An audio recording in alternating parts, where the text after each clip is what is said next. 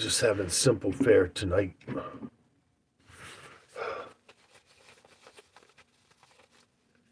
Actually, this is my supper. My generation didn't say breakfast, lunch, and dinner. We said breakfast, dinner, and supper was what they used to say a long time ago. I'm just having a regular old cheese sandwich with some mayo on it and a V8 vegetable juice. So I guess that's the equivalent of like having a nice bowl of tomato soup and a grilled cheese sandwich, but without the hassle of having to cook it. I had a cup of chicken noodle soup earlier. I just didn't feel like having much else. And the way I do that is I boil some water in my tea kettle. Then I add the chicken noodle soup to it and let it steep. Then drink it like a cup of tea.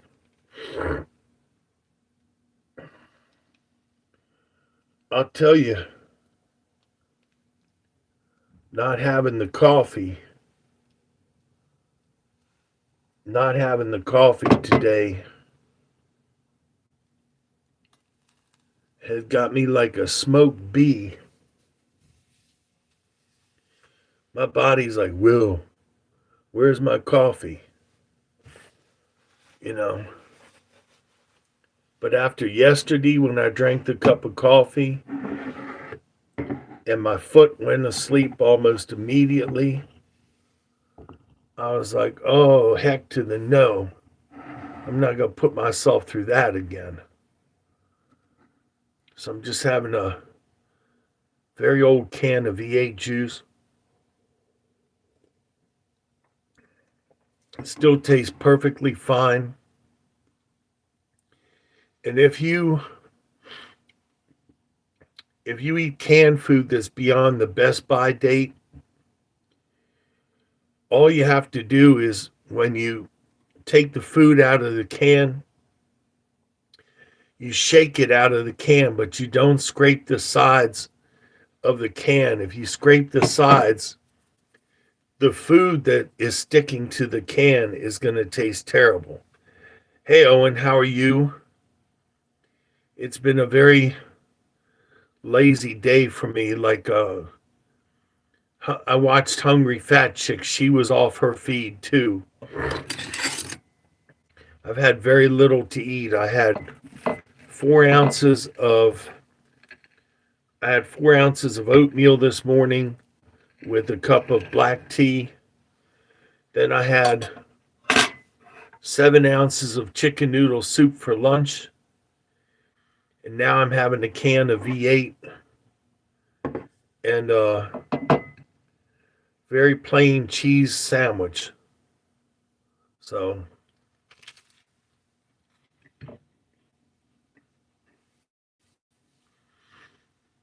I don't feel like cooking anything, and I don't feel like paying $20 to get my beloved filet of fish from McDonald's. So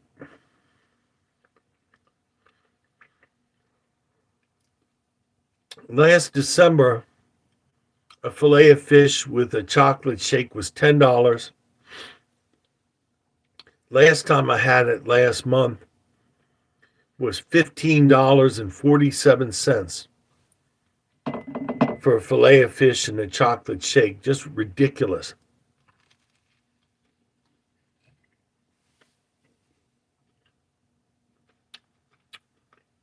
McDonald's is supposed to um,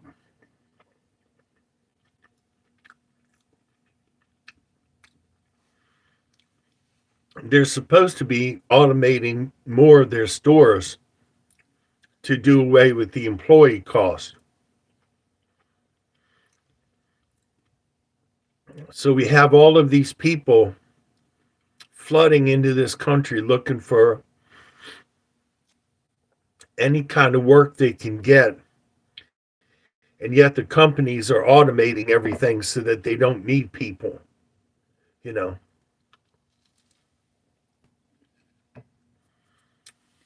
And I opened up the door the other day and they had been chemtrailing outside up in the air. And now the rain coming down just smells like, it has a weird smell like burnt diesel oil, like a truck that's not running right. And there was nothing going on. The shop across the street paints cars, so they've been closed because of the weather.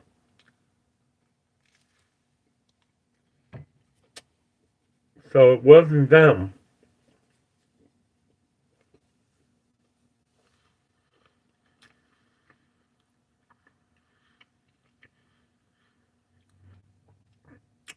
All this stuff is going on internationally.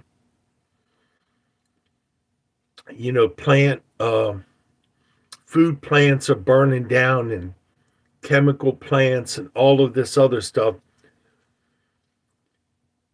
There's been more industrial accidents in this year than in combined years. You know, it's ridiculous. The thing in Ohio, the thing in Tennessee.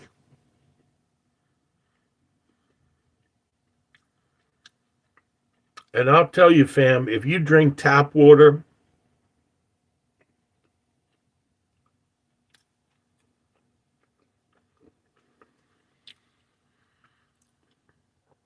I've also started, well, that's good. That's good.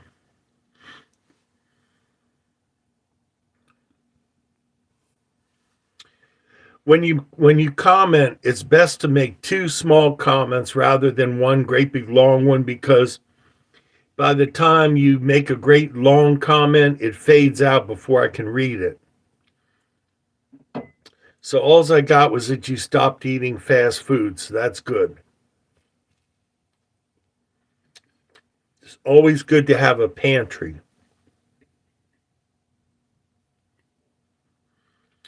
And you should have two pantries. You should have a working pantry and a hidden pantry. And the reason for that is that in the future, the very near future, uh,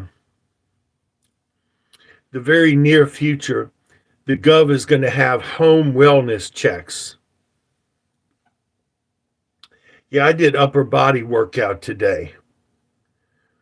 So I have to be able to lift my entire body with just my upper arms to lift myself out of the wheelchair into bed and all. So I have to be real careful about everything.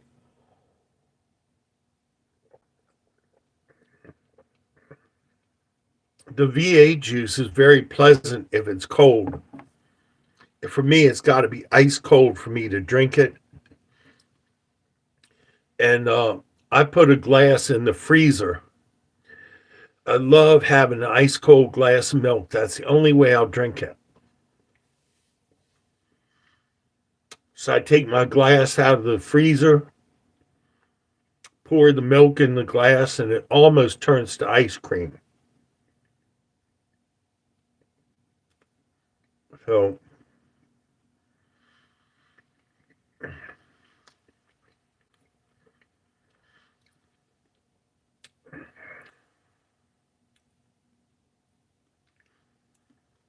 well, V8, as far as I know, V8 is a very old drink. And as far as I know, it's made by the Campbell Soup Company. So essentially, it's like drinking a cold bowl of soup.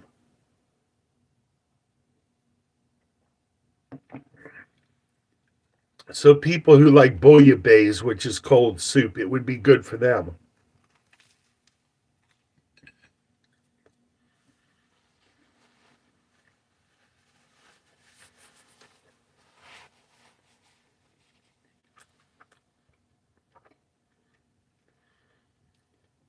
Like I said though, my body is like waiting for a cup of coffee that will never come.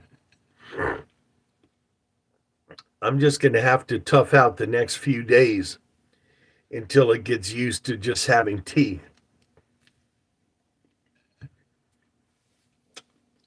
I've given up so many things in life, smoking, drinking. I didn't do drugs because when I was a kid, I had to depend on myself.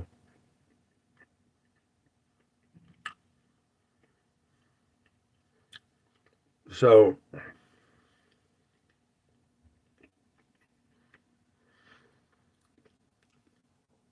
and I used to be a heck of a lover, and I had to give that up because of my heart. So,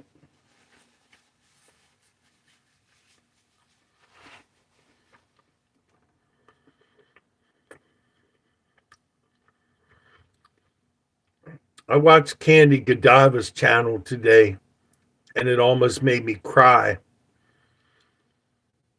because I could see the train wreck coming. She got out of the hospital and went right back to eating greasy fast food.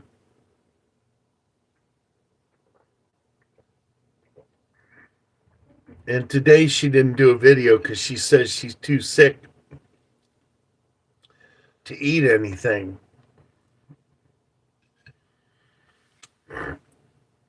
The hospital should have sent her home with a home wellness expert to help her out for a few days. I don't understand our medical system.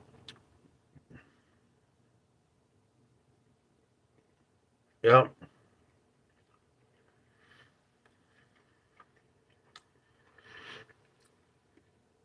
Well, like the Mickey D's for me, they got to put something in that food that makes it addictive because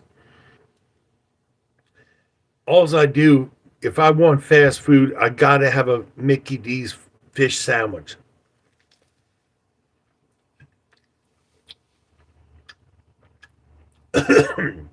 Excuse me. It's got to be a Mickey D's fish sandwich.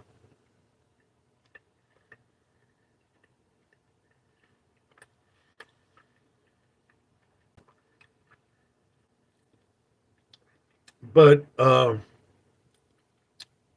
Hungry Fat Chick been taking all these antibiotics. So that means she doesn't have any good bacteria in her gut. She should have come home and had some sauerkraut or yogurt. Yeah. Well, all these companies, they just care about the almighty dollar. That's all they care about.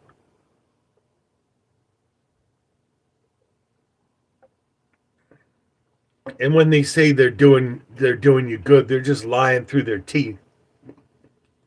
And their corporate execs make millions of dollars. So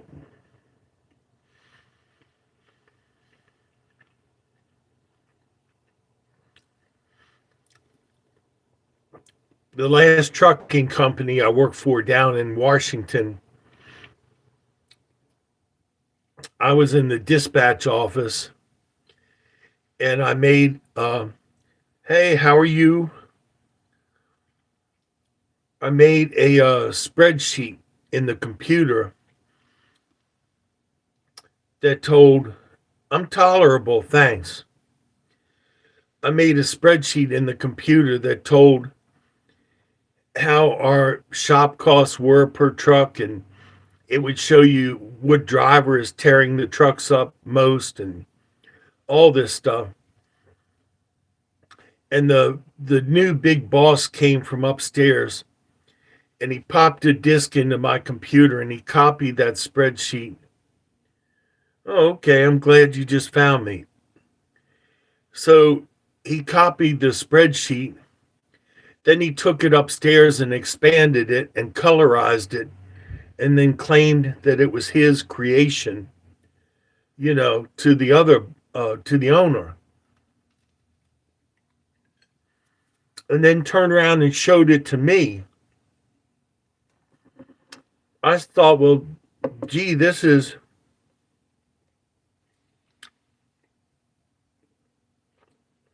let me look at the stats.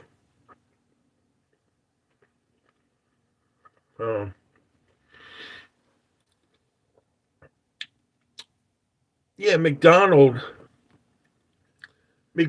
just means that people can eat at the drop of a hat. That's a problem.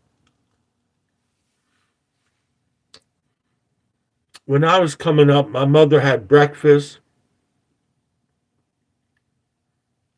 Then you had lunch at school. Milk was a penny.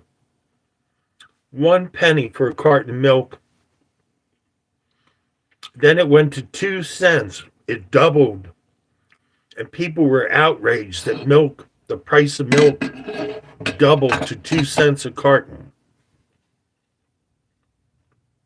I'm in Maryland.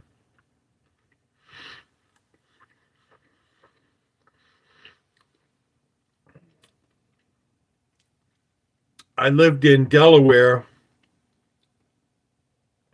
for a couple of years, and I worked for a mob-owned trash company, and their competitor company put out a contract on me to have me shoved in the back of a garbage truck and pressed into a square. So I had to leave Delaware at 11 o'clock at night.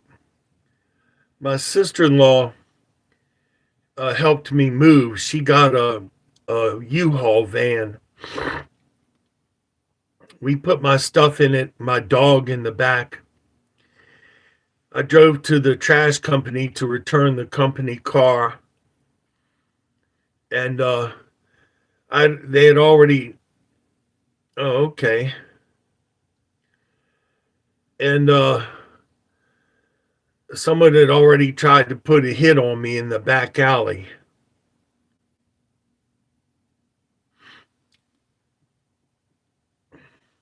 No, I had a Datsun 280Z sports car with the T-top was my company car. And I was in a back alley, and these two men were going to kind of beat the living bejeepers out of me. And I made it into the Datsun and took off. And they had a pickup truck. And the guy had a welder's cap with the little circles on it. And he was driving the pickup truck, haul. They were going to ram the back of the Datsun with the pickup truck. Well, the 280ZX, the speedometer goes up to 160 miles an hour. And I was coming up on the Concord stretch from Delaware north. I went into third gear, 75 miles an hour, fourth gear, 110, fifth gear, 140, and climbing. And the pickup truck was like gone in the back mirror. And I reached out my hand through the T-top. I was like, bye, gentlemen. Hope to not see you later. But after they put that hit on me, I called my sister-in-law, she got kahunas of brass, man. She was right on it. I mean, she got the moving van, helped me move. We put my dog in the moving van. I had my nephew in the Datsun with me driving to the trash truck yard. And he got upset. He could feel that something was wrong, little 6-year-old kid. He threw up in the car. I didn't have time Well, like I explained to you, the two companies were in competition, and I was a salesman for the one company. I didn't know about the deal that was going on. I was just a very good salesman, and the other company didn't want me selling against their company. So eventually, the one company collapsed. It was bought out by the other company, and the company that collapsed wanted to get even with me and squish me into a garbage truck, that kind of stuff. So I locked the door of the Datsun. A man came up, a security guard. I said, "Good evening," like that. Opened up the door of the van, hopped in on my stomach, looked up at my sister in law. I said, "Drive, drive." And she backed that van up, and I heard my dog in the back go, "Oh, oh." My dog's name was Radar because he had these cute little ears that would turn like radar. And he would go, "Oh, oh." So I heard him in the back of the van. And Karen took off, man, for the highway. And that van was like, boom, boom. She moved that thing out, I can tell you. And she didn't turn the lights on. She didn't turn the headlights on until we were out on the highway.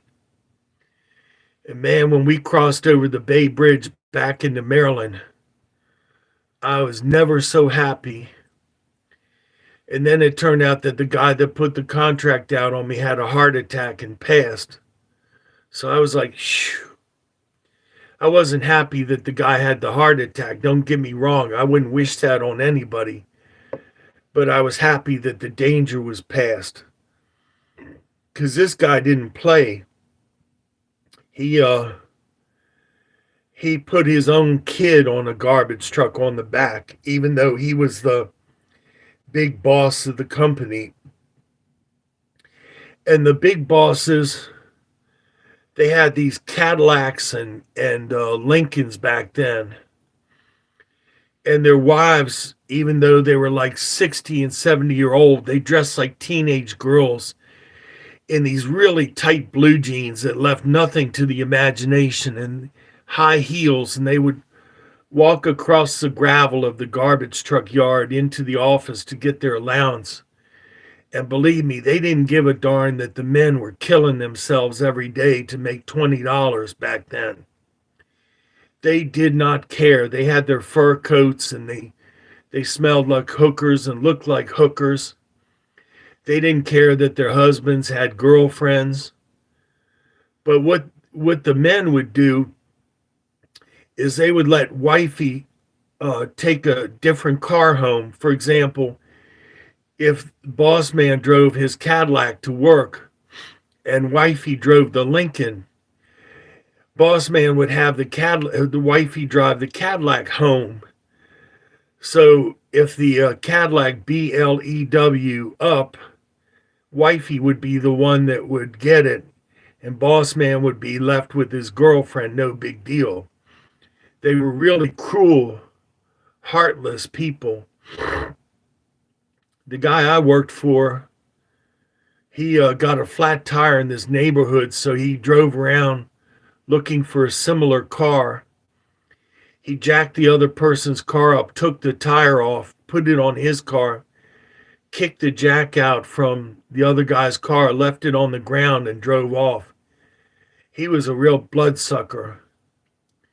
So when I was a kid, I worked for a mob-owned trash company. And they called me Tater because we had these uniforms that were brown coveralls. And this lady at the restaurant we would eat at in the morning, she didn't have any teeth. She'd go, "You in here again, Tater? You eating again, Tater?" She called me Tater because she said I looked like a big baked tater.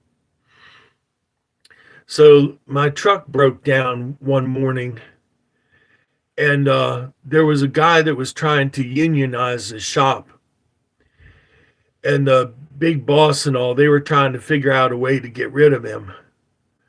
But in any case, long story short, I'm in the shop and the mechanics working on my truck, and they had this big long metal table with all of the parts and hammers and stuff to fix the trucks. This guy was leaning on it, espousing the glories of a union. He wanted to be the next Jimmy Hoffa. So boss man comes in, he looks over the table of tools, and there's this mallet that they used to pound hubcaps on when I was a kid at the gas station. A mallet that had a lead top with rubber on each side. Big old heavy 10-pound mallet that you bang on stuff with. And the man had his left hand on the table while he was talking to us. And the boss man went over and he went, BAM! On the guy's hand. And the guy went, and boss man told the man, he said, well, you're right-handed, right? And the guy,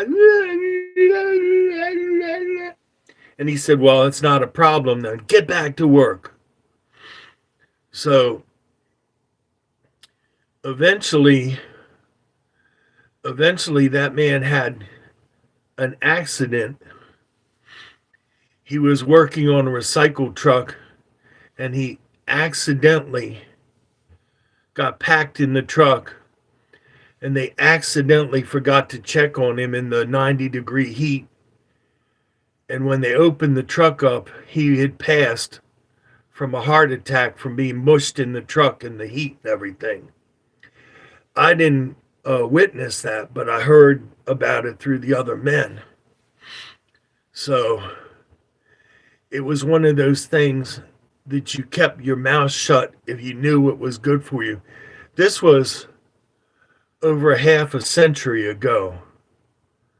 So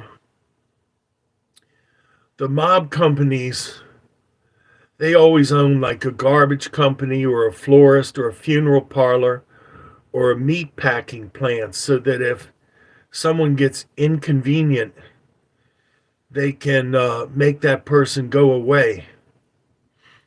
So, and when I left the one company, I was like, look, you all don't come after me, and, you leave me alone, I leave you alone, because it is too big. It is too big, and it is involved in everything. It is involved in our political system, our justice system. If you think everything is on the up and up because of an election, you are fooling yourself. They're in the media everywhere. And that's why I don't mention any names. And many of them are Luciferians. Well, favorite food. Off the top of my head would have to be chocolate pudding and macaroni and cheese. My favorite comfort food. So, and let me see.